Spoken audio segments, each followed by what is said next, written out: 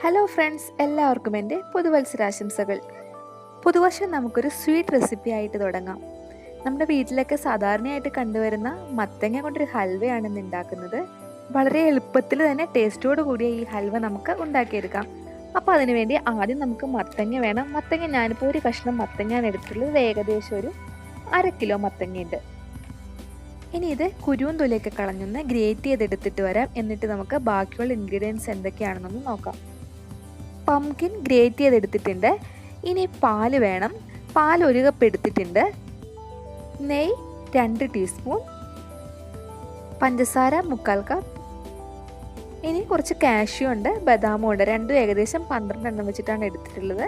കൂടുതൽ വേണമെങ്കിൽ കൂടുതൽ എടുക്കാം. ഇനി നമുക്ക് ഹൽവ ഉണ്ടാക്കാൻ തുടങ്ങാം. അതിനുവേണ്ടി ഒരു ചൂട് കട്ടിയുള്ള പാത്രം സ്റ്റൗവിൽ വെച്ചിട്ടുണ്ട്.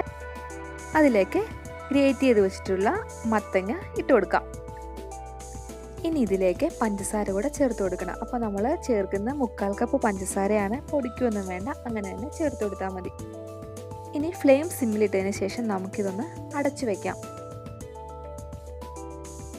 2-3 മിനിറ്റിന് ശേഷം നമുക്കിതൊന്ന് തുറന്ന് നോക്കാം. പഞ്ചസാരയൊക്കെ മെൽറ്റ് ആയിട്ടുണ്ട്. ഇനി ഇതിലേക്ക് എടുത്തു വച്ചിരിക്കുന്ന 1 കപ്പ് പാൽ കൂടെ ചേർത്ത് കൊടുക്കാം. ഇനി ലോ ഫ്ലെയിമിൽ ഈ പാലൊക്കെ വറ്റി വരണം. ഹൈ ഫ്ലെയിമിൽ ഇട്ട് ഇതങ്ങ് പെട്ടെന്ന് വറ്റിച്ചെടുക്കാതിരിക്കുകയാണ് നല്ലത്. അങ്ങനെ എടുത്തിട്ടുണ്ടെങ്കിൽ നമുക്ക് ഹൽവയുടെ ശരിക്കും ടേസ്റ്റ് കിട്ടത്തില്ല. കുക്ക് ചെയ്യുമ്പോൾ എപ്പോഴും കുറച്ച് ക്ഷമയുണ്ടെങ്കിൽ മാത്രമേ നമുക്ക് ടേസ്റ്റുള്ള ഫുഡ് ഉണ്ടാക്കാൻ പറ്റുള്ളൂ. അപ്പോൾ നമ്മൾ ചേർത്ത പാലങ്ങനെ പതുക്കെ വറ്റി വരുന്നുണ്ട്. ഇനി ഇതിലേക്ക് കുറച്ച് ഗ്രാമ്പും, കുറച്ചല്ല 2 ഗ്രാമ്പും 1 ഏലക്കായും പൊടിച്ചത് ചേർക്കണം. ഞാൻ ആദ്യം പറയാൻ വിട്ടുപോയതാണ്. ഇനി നമ്മൾ ആദ്യം എടുത്തു വെച്ചിട്ടുണ്ടായിരുന്ന കാഷ്യൂവും ബദാമും പൊടിച്ചെടുത്തുകൊണ്ട് വന്നിട്ടുണ്ട്. അത് ഇതിലേക്ക് ചേർത്ത് കൊടുക്കാം. ഈ കാഷ്യൂവും ബദാമും അരച്ച് ചേർത്താലും മതി. അപ്പോൾ അരച്ച് ചേർക്കുന്നതിന് മുമ്പ് കുറച്ച് നേരം വെള്ളത്തിലിട്ടിട്ട് വേണം അരച്ചെടുക്കാൻ, ഇല്ലെങ്കിൽ ഇത് നന്നായിട്ട് അരഞ്ഞു കിട്ടില്ല. കുറച്ച് കാഷ്യൂ നിങ്ങൾക്ക് ഇഷ്ടമാണെന്നുണ്ടെങ്കിൽ പൊടിക്കാതെ കഷ്ണങ്ങളായിട്ട് ചേർത്ത് കൊടുക്കാവുന്നതാണ്. മത്തങ്ങയിലേക്ക് ഒഴിച്ചു കൊടുത്തിരുന്ന പാല് ഏകദേശം വറ്റി വന്നിട്ടുണ്ട്. ഇനി നമുക്കിതിലേക്ക് 2 ടീസ്പൂൺ നെയ്യ് കൂടെ ചേർത്ത് കൊടുക്കണം. ഹൽവയുടെ പാകമായിട്ടില്ല, അപ്പം നെയ്യ് ഒഴിച്ചു കൊടുത്തതിന് ശേഷം കുറച്ചുകൂടെ നേരം ഇളക്കി കൊടുക്കാം.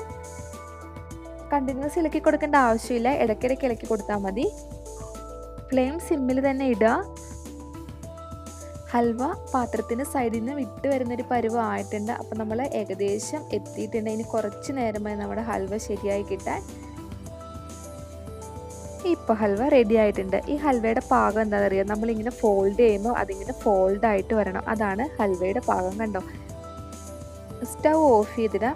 ജസ്റ്റ് ഒന്ന് ചൂടാറട്ടെ. അതിനുശേഷം നമുക്കിതൊരു പാത്രത്തിലേക്ക് മാറ്റാം. ഇതൊരു പ്ലേറ്റിലേക്ക് മാറ്റാം.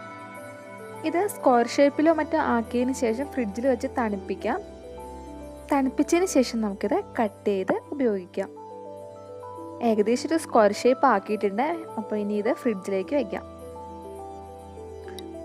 ഒരു 1.5 മണിക്കൂർ ഫ്രിഡ്ജിൽ വെച്ച് എടുത്തിട്ടുണ്ട്. ഇതൊന്ന് കട്ട് ചെയ്യുകയാണ്.